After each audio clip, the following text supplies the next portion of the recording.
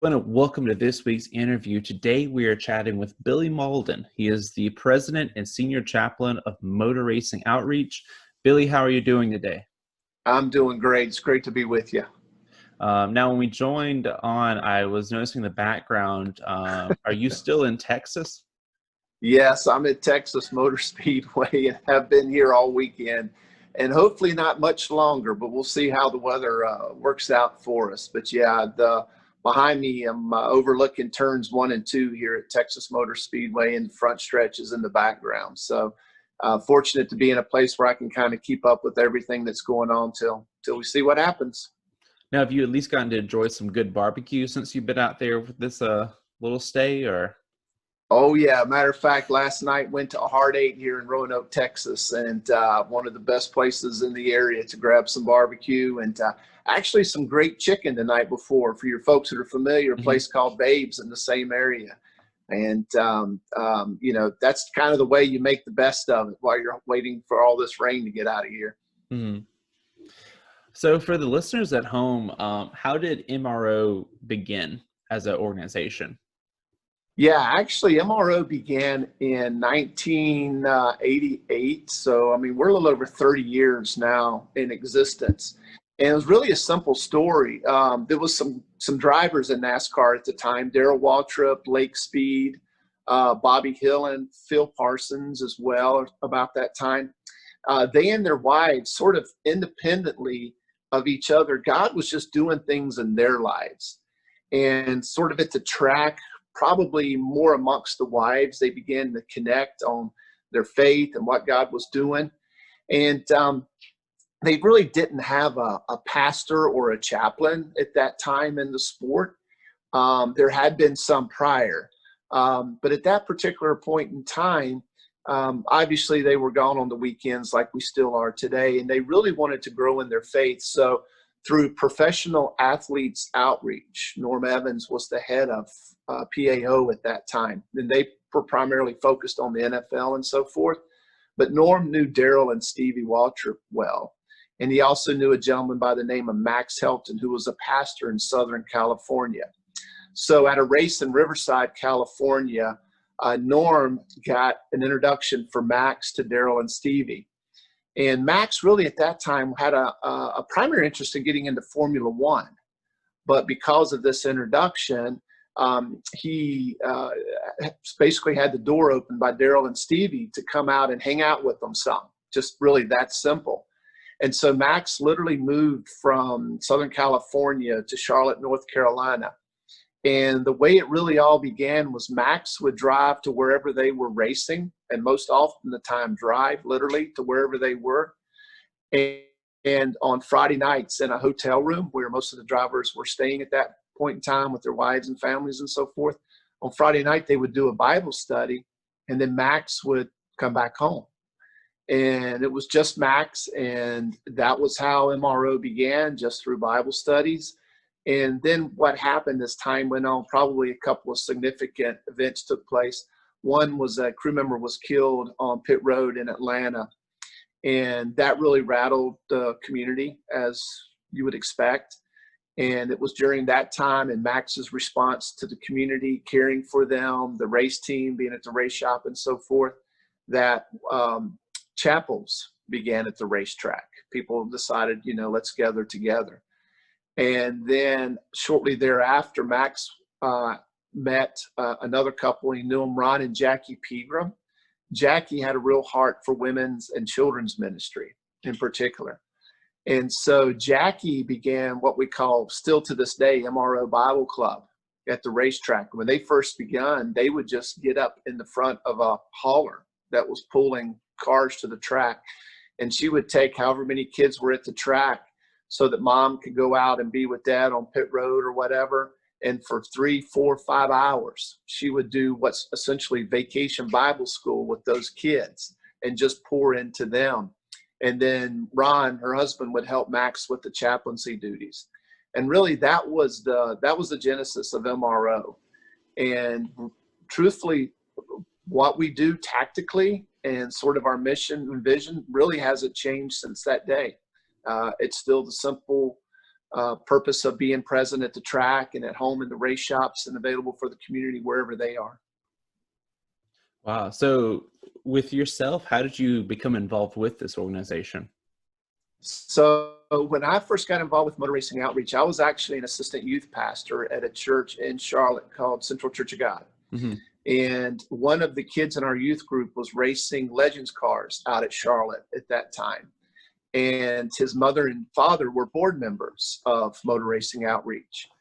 And there was a bad accident on a race weekend at Charlotte. And at that time, I think it was referred to as a sportsman division. Mm-hmm. A young driver was killed in a bad accident. And as often happens, when those situations happen, it affects a lot of people, not just the racing community, but the track staff and management and everybody else that's around what happened. So about 2 weeks after that, they had a Legends series come, National Legends Finals at Charlotte Motor Speedway. And so they reached out to Max to make sure a chaplain would be there that weekend. Just they felt the comfort of having somebody there in the event that anything else happened, although it's not necessarily the most dangerous form of racing. But Max and them didn't have anybody to cover it. Everybody else was moving around the country with the trucks and what would have been the Busch Series at that time, and of course the Cup Series. And so they reached out to me because they knew me and said, "Hey, would you come out and cover this weekend? Just be present." So I said, "Sure, I'll try anything. Why not? And I did it. And we actually did a little chapel service that weekend. And the weekend went smooth, and that's how they got to know me. Then they started calling me, asking me to do Bible studies or fill in for Max when he couldn't be at one. And so I found myself doing Bible studies at Darrell Waltrip's race shop, for example, at that time. He had his own race team over by Charlotte Motor Speedway. Mm-hmm.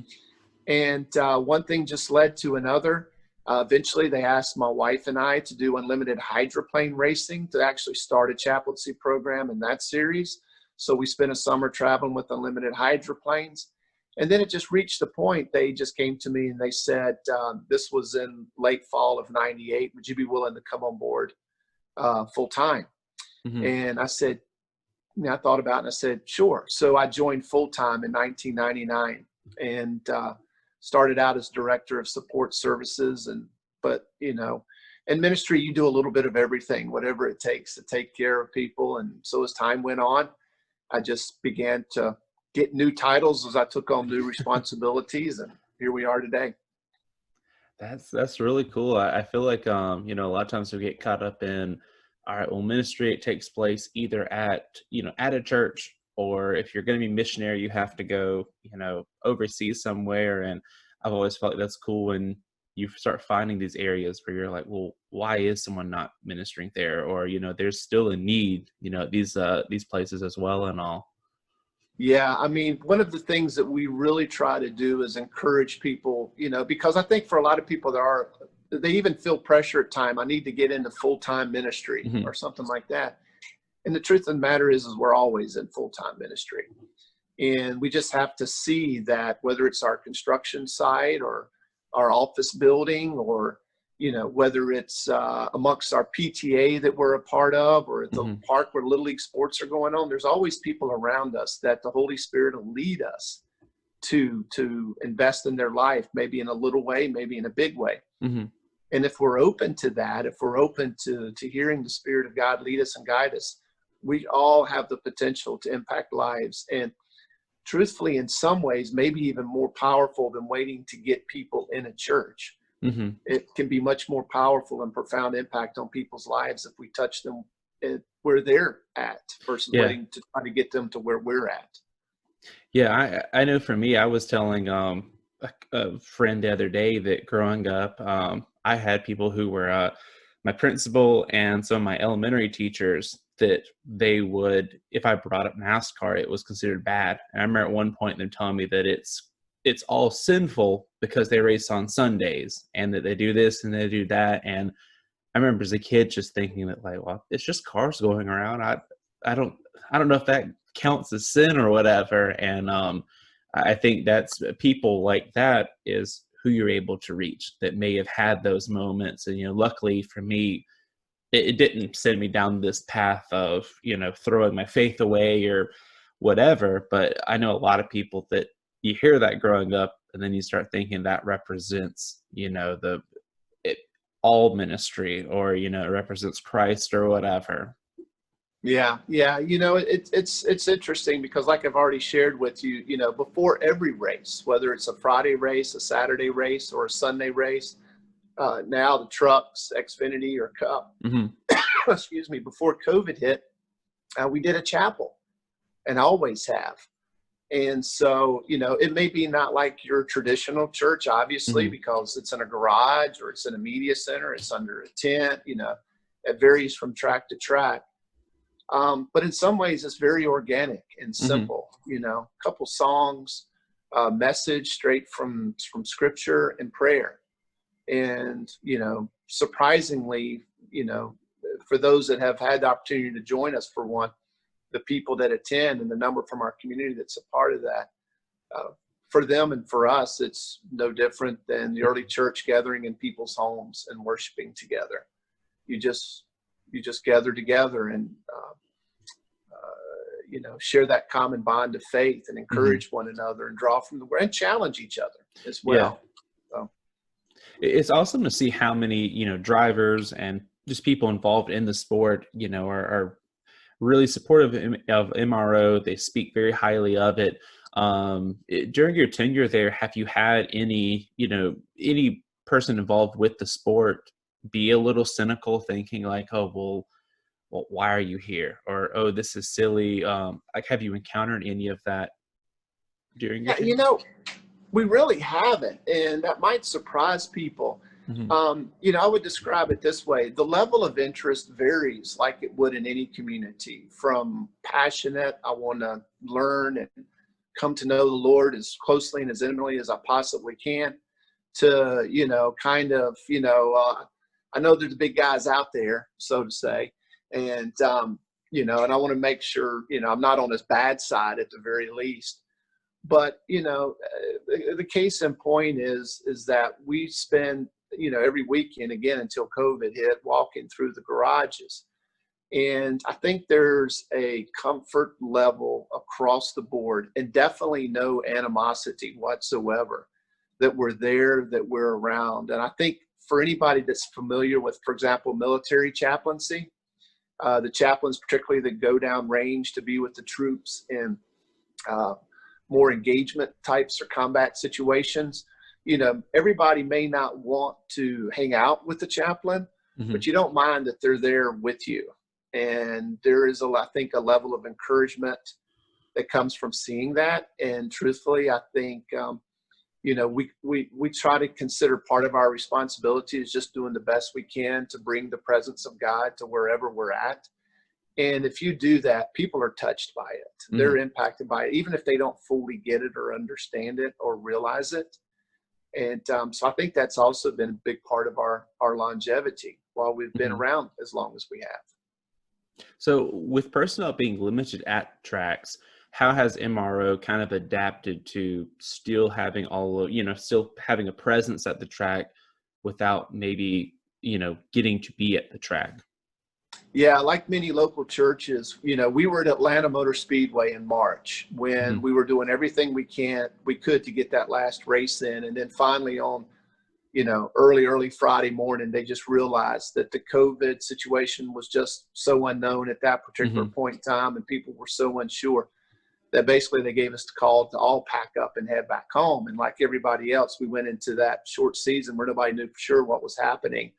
But we quickly, as an organization, I got a great team of people, and we look at something as an opportunity.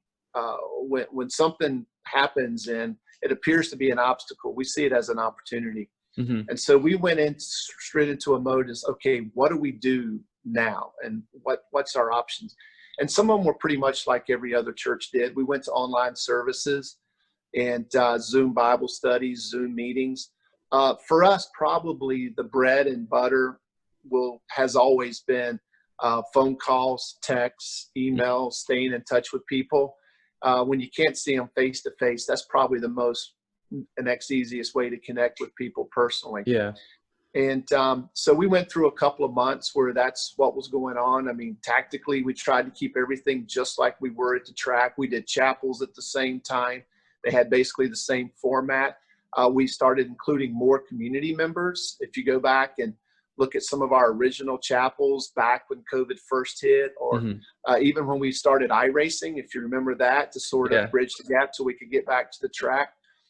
We would even do our chapels those days, like literally 2 hours before iRacing went on, just like if we were at the racetrack. And so that was to try to keep people with something in their life that was familiar, that they were accustomed to. But then when we went back racing, we made some more adjustments. And we realized that our messages, we needed to be shorter and faster and quicker because everybody's world changed back to the heck that NASCAR is. And, you know, we started more Bible studies. We had some that were started by community members that got involved early on, particularly when they didn't have anything to do. Matter of fact, we got 2 Bible studies that are still going on now that would probably have not gotten started had COVID not hit, and kind of created the opportunity using Zoom technology like we are right now. So really, I think for the church, you know, COVID created an opportunity to press us and push us to just think outside the box, to lean into the Lord more, to trust him, to seek his wisdom. And nothing stops him. Nothing stops his spirit from moving in people's lives. You just have to get where he's going and go with him. That's very true. So MRO has partnered with many racing personalities and hosted some awesome events. Do you have any stories or events or anything that just stand out that you'd like to share? Oh man, let me think. Personally, probably one of the stories that's impacted me the most was when I was just volunteering with Motor Racing Outreach. Ron Pegram, that I mentioned the other, was covering a race in Talladega, and he asked me to come with him just to hang out and learn more about MRO. So I did. And on Sunday morning, they got a call from the track and said, hey, we need you guys to cover the invocation before the race. Well, historically, MRO goes down the line and prays with the drivers and the families before the race. So Ron came to me and said, hey, I need you to do the invocation. And I didn't know anything. I mean, yeah, sure, whatever I can do to help out. And so he took me down to the start finish line, introduced me to the people, said they'll show you what to do, when to do it, you know, blah, blah, blah. He says, I'm leaving. I've got to go back and pray with the drivers, where if you know anything about Talladega, you know, the start finish line is a football field, basically, from where the drivers are. So I was all down there with all this pre-race stuff. Well, they did all the driver introductions and everybody left. They pulled the trailers off. There was 2 microphones left on the track, one for me to do the invocation, one for the national anthem. And all of a sudden I looked around and it was me, this other person, and a couple of people would point at me and say when to start praying. And all these fans, I mean, the stands were packed. And the most amazing sight I've ever seen in my life is when the announcer basically says, like they do before every race, ladies and gentlemen, please rise, remove your hat, blah, blah, blah. You know, we'll be presenting the colors. So-and-so will be given the national anthem. Please join Billy Mauldin from Motor Racing Outreach as he offers a word of prayer. And to literally see thousands of people rise up, remove their hat, and the place goes silent.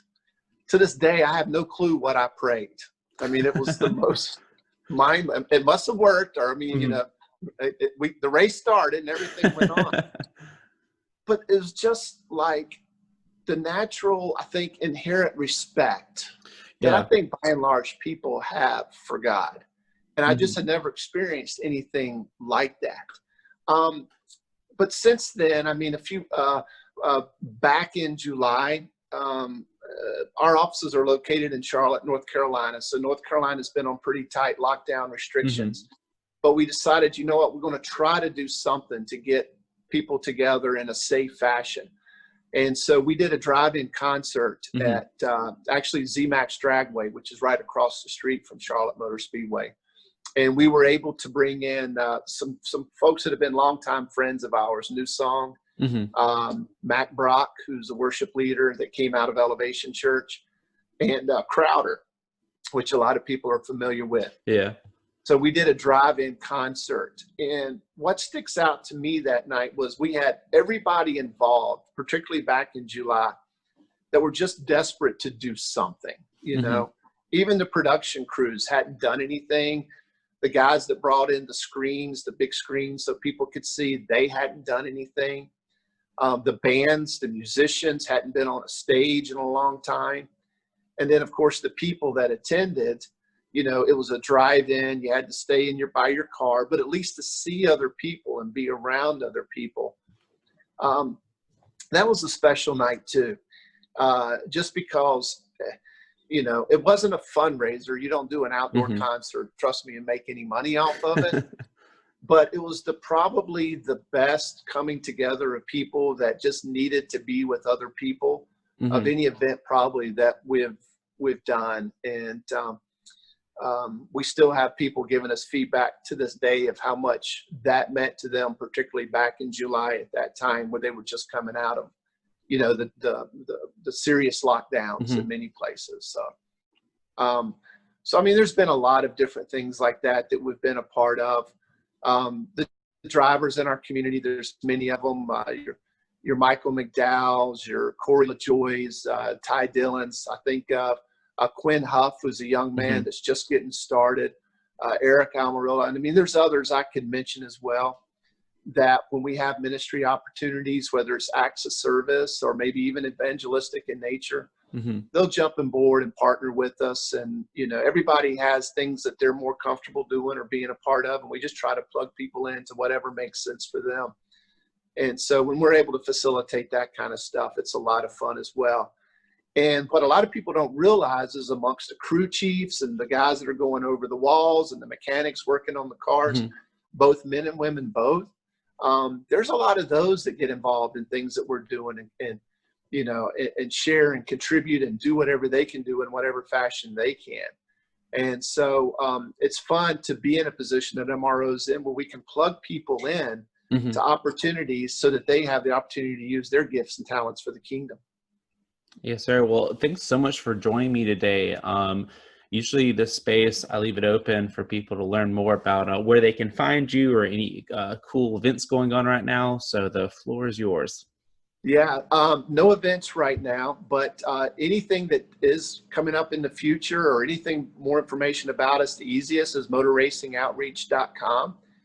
You'll also find links there to all of our social media, but Instagram, we're Motor Racing Outreach. Facebook, we're Motor Racing Outreach. Twitter, we're at Follow MRO, FOLLOW MRO.